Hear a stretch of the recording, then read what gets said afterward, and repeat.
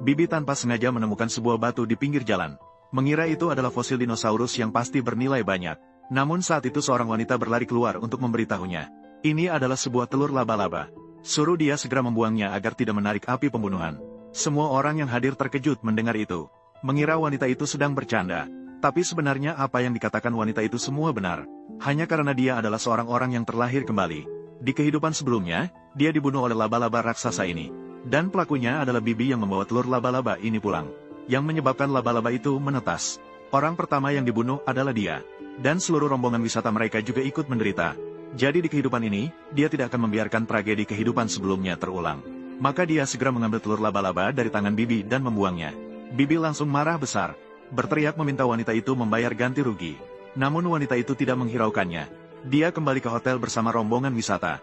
Namun saat itu, Bibi kembali menginjak sesuatu yang keras. Dia penasaran dan berjongkok untuk melihat. Ternyata itu adalah sebuah batu lagi. Jadi, tanpa takut mati, dia segera diam-diam membawa telur laba-laba itu kembali. Tanpa disadari, tindakan ini akan membunuh dirinya sendiri. Malam tiba di penginapan. Wanita itu gelisah. Karena dia tahu bahwa pada pukul 8 malam, laba-laba raksasa akan menyerang mereka. Jadi, dia harus mempersiapkan diri lebih awal. Namun, saat itu dia menyadari ada orang di bawah yang mengadakan pesta api unggun. Dia segera menyadari ada yang tidak beres. Karena nyala api akan menarik perhatian laba-laba. Jadi, dia langsung berlari turun. Dia langsung mengambil seember air untuk memadamkan api unggun. Namun, semua orang mengira dia gila. Bibi bahkan memarahi wanita itu karena membuat masalah lagi. Sekali gila di siang hari tidak cukup. Sekarang dia datang untuk merusak suasana. Anak angkat di sampingnya bahkan menyarankan wanita itu untuk tidak berbuat demikian. Dia bahkan mengatakan bahwa dia susah payah mendapatkan pekerjaan sebagai pemandu wisata. Meminta ibunya untuk tidak mengganggu. Namun, ibunya tidak menghiraukannya. Hanya karena di kehidupan sebelumnya, dia melarikan diri untuk menyelamatkan dirinya sendiri. Meninggalkan dirinya dan menantu perempuannya. Dan bahkan ingin membunuhnya dengan batu. Untungnya, pada saat kritis, menantu perempuannya melindunginya dari serangan mematikan. Dan serigala pengkhianat melihat situasi ini lalu melarikan diri bersama wanita licik. Hanya meninggalkan mereka untuk ditelan oleh laba-laba. Jadi di kehidupan ini, dia benar-benar melihat wajah asli anak angkatnya. Dia memutuskan untuk tidak lagi mengurus hidup dan matinya.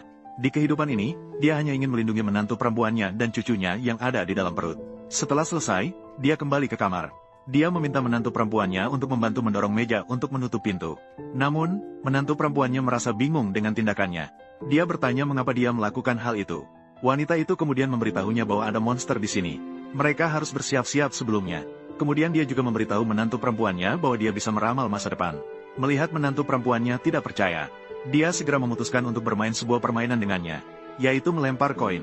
Wanita itu memberitahu menantu perempuannya bahwa dia bisa menebak apakah koin itu jatuh di sisi depan